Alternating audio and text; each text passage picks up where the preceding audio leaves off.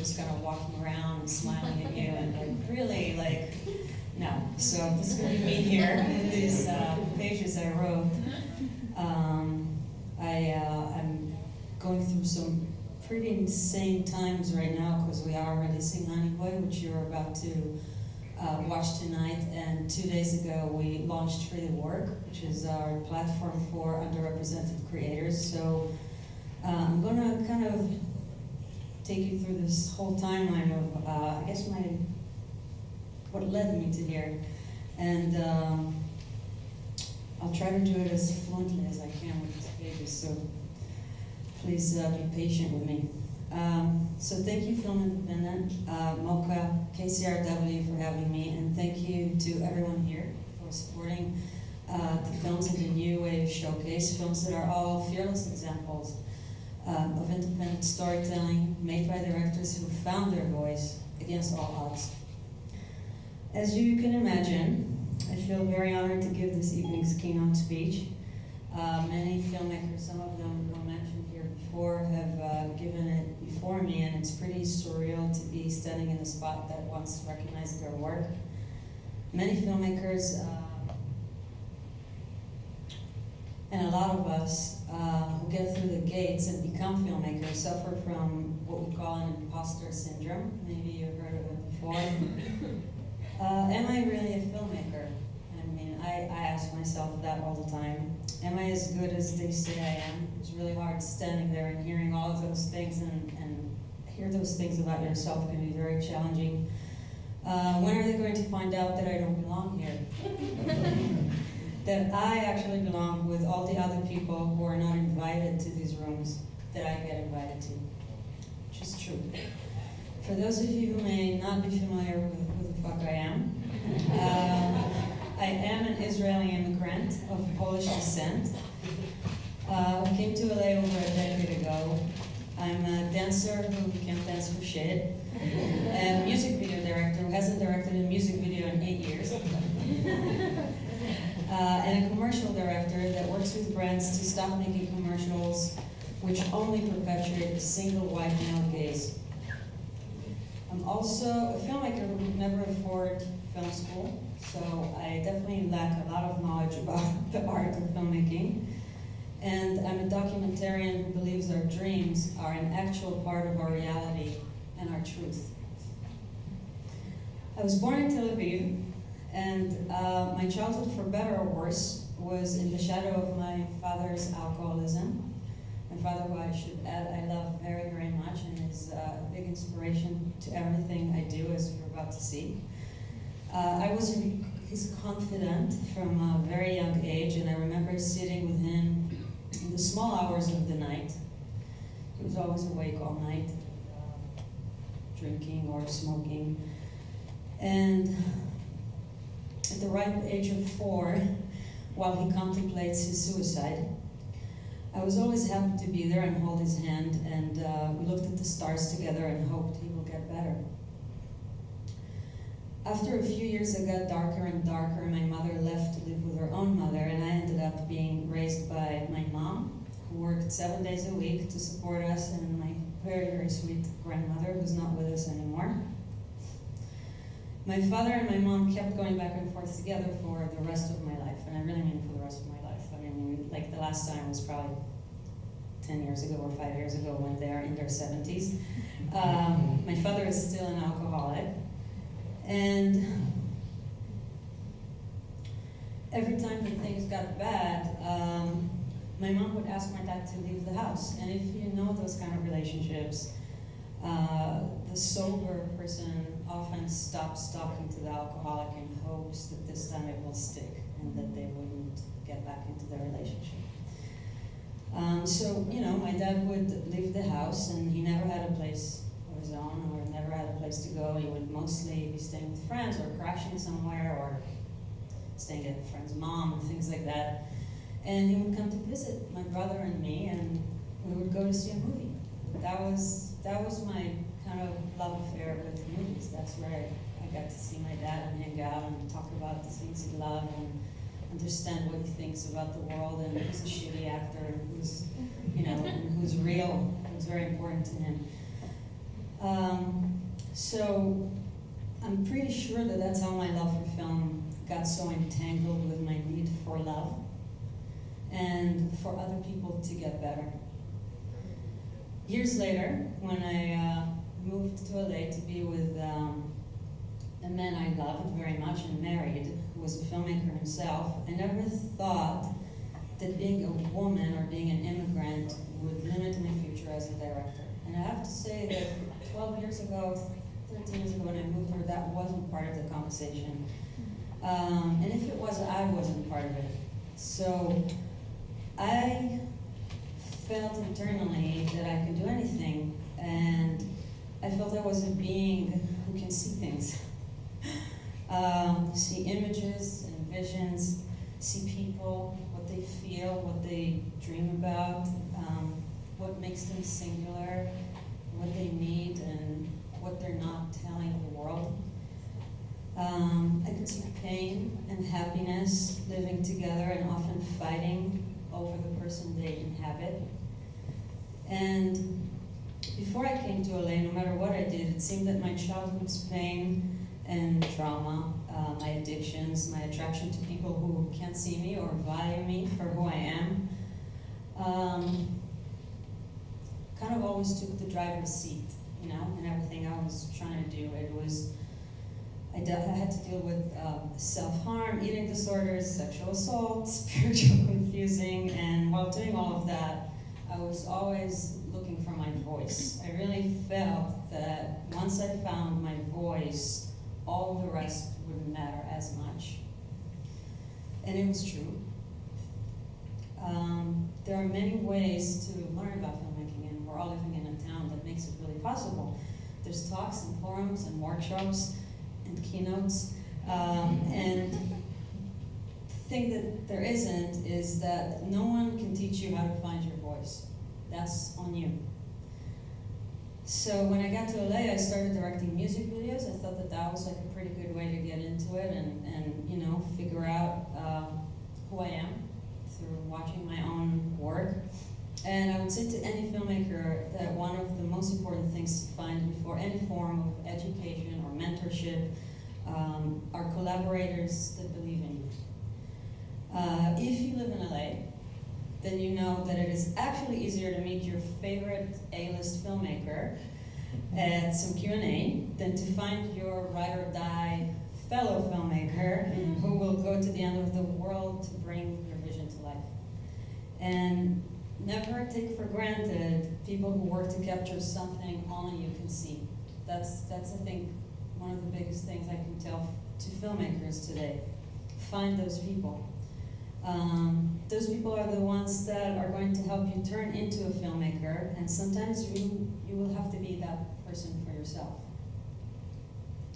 After I directed more than 10 music videos and never made $1 on them, shout out to anybody else who's going through that right now, please join the initiative We Direct Music Videos. We're fighting to change that if you can.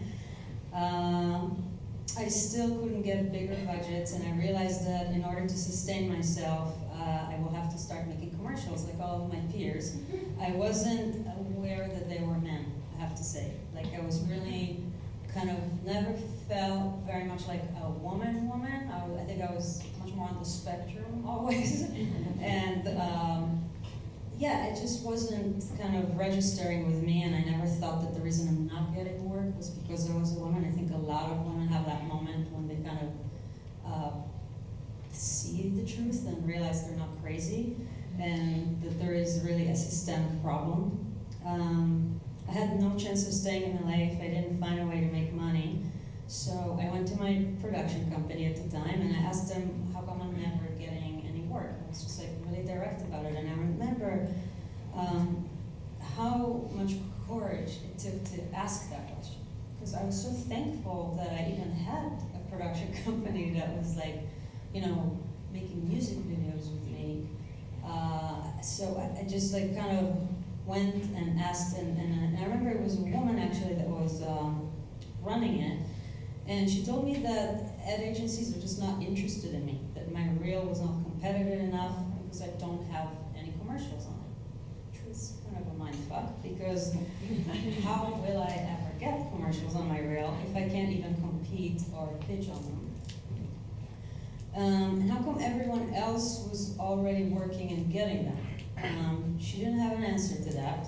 And at the time, like I said, I didn't notice there were all men in the company. And it's about that time that I thought that if I can't get any work in commercials and I'm not making any money on music videos, and I'm still out there working all the time, I can put all that energy into making the film, which is a really kind of always seems like such a hard thing to do without a budget. And I definitely couldn't finance the film that I wanted to make, but I bought a $650 consumer camera, Canon Vixia, gotta name it. Walmart. 2 lav mics, and I got a driving license. I only had a bike in Israel, so I had to learn how to drive. I packed my dog, and I moved to the Salton Sea to shoot my first documentary, Bombay Beach.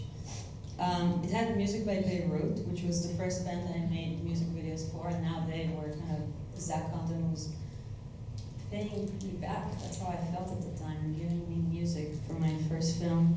And by one Bob Dylan, whose manager was kind enough to let me use his music. And a year later, when it won the Tribeca Film Festival, that's when everything really started to change. And that act of independence was really what made all the difference. None of the other things that I tried to do worked before that. I mean, they helped me develop my voice, but they didn't get me the work I wanted, or the contacts I needed, or the exposure I wanted. And really making my first documentary was what made a difference. I started to get commercials and support myself. And one day when Amoeba Records, a store I love very much, and hope it stays, placed the DVD that I made in the Bob Dylan section by mistake, it ended up in the hands of Mr. Shia LaBeouf.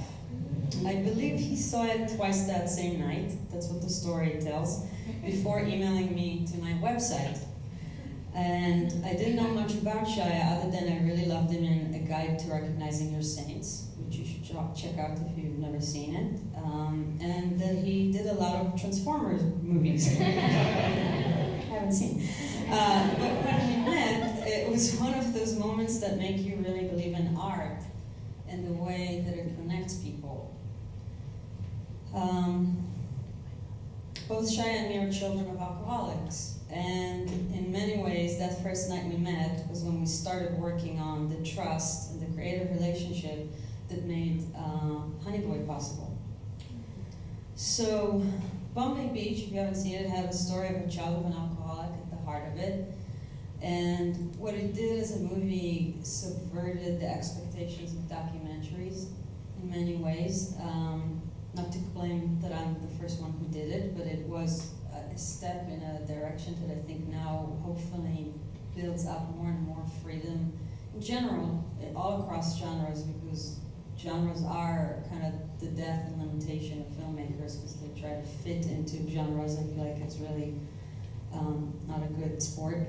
I try to use film to help the people I work with and myself live a less binary, black and white existence and accept the magical and healing powers that cinema has, so we can actually find a deeper truth in our own stories, as opposed to try to document them as if they were a science fair.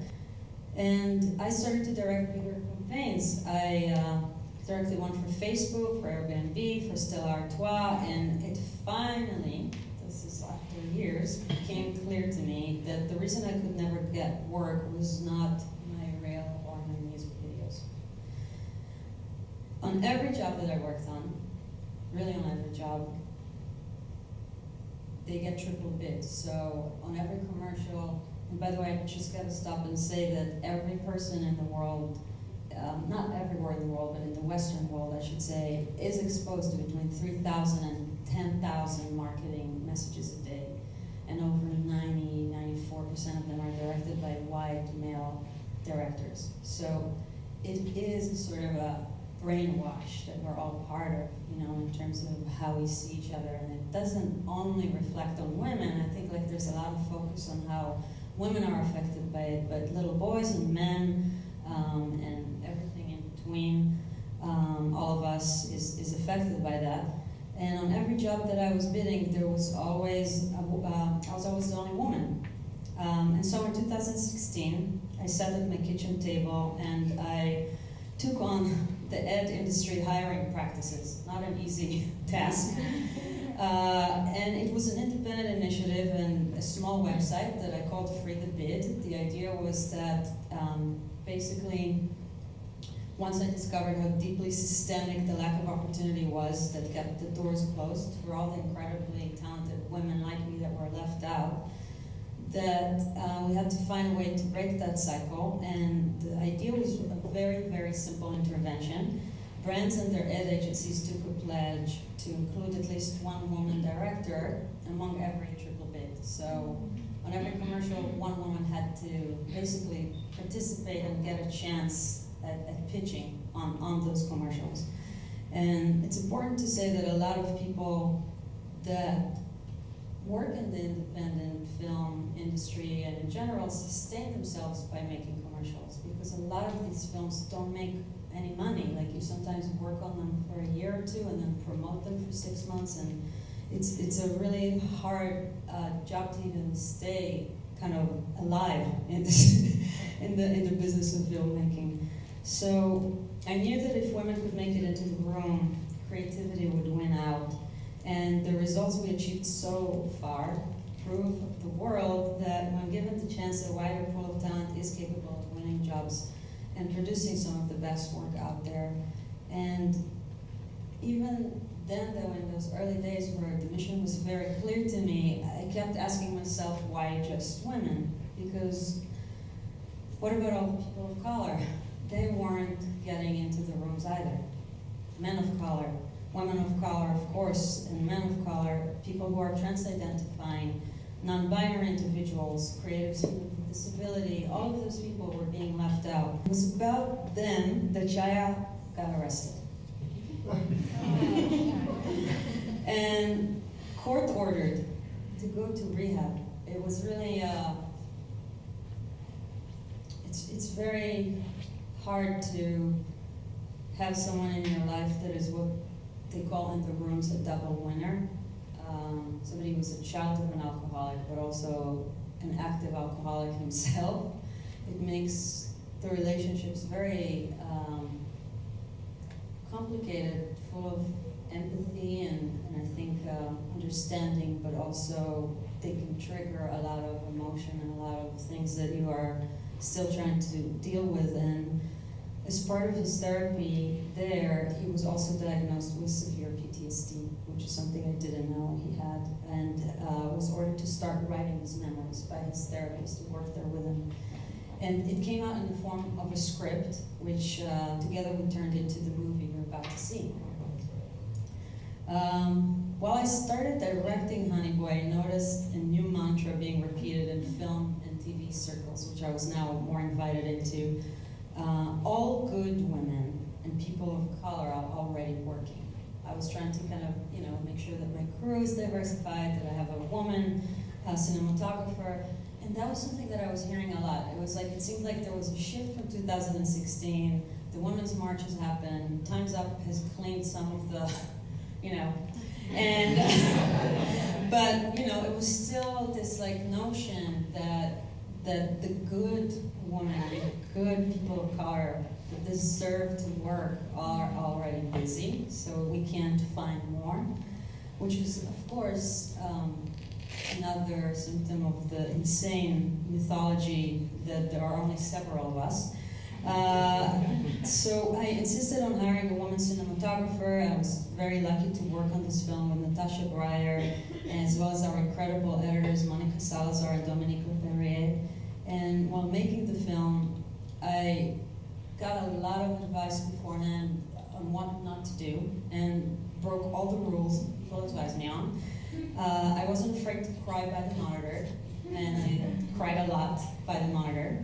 I got people used to the idea that I can be vulnerable and a boss. And if I didn't know something, I said I don't know. From day one, I made it known that I do not know what it means to cross the line, for instance. But I know how to shoot a scene and make it feel real like no one else. I've been filming documentaries, and a lot of them feel very narrative, and I have never worried about this line that everybody was talking about. So after that, we premiered our film in Sundance and sold it to Amazon, and our Free the Bid team and I began brainstorming how we can bring everything we did in advertising to film and TV. I wanted to bring the same urgency that I would kind of bring to discovering a new song on Spotify or a new taco spot and a sushi spot on Yelp to talent discovery. And we started dreaming of a site that could be used by all industries, creative industries, I should say, and provide intelligent discovery as cool as Spotify meets IMDb, but only for underrepresented creators.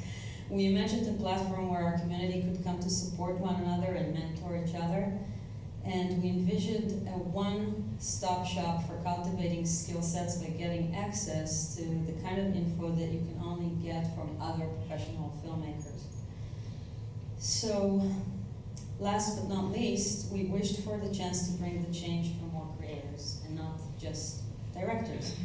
Editors, composers, colorists, cinematographers, writers, VFX artists, and everyone that creates with us all the magic that happens on screen. So now, after months of dreaming and building this with our Free the Bid team and Heatwaves, which is our creative and tech team, it was my unbelievable honor to launch Free the Work 2 days ago.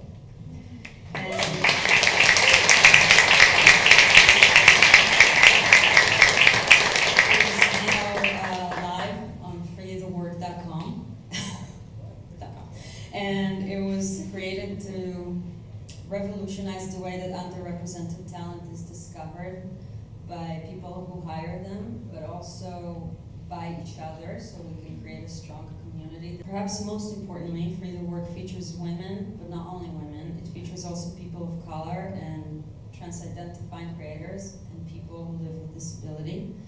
And before I close and say my last goodbye, I want to show you a spot that we made together with Wyden Kennedy and was directed by Amber Grace Johnson. It can kind of give you a hint of what it is we're fighting for.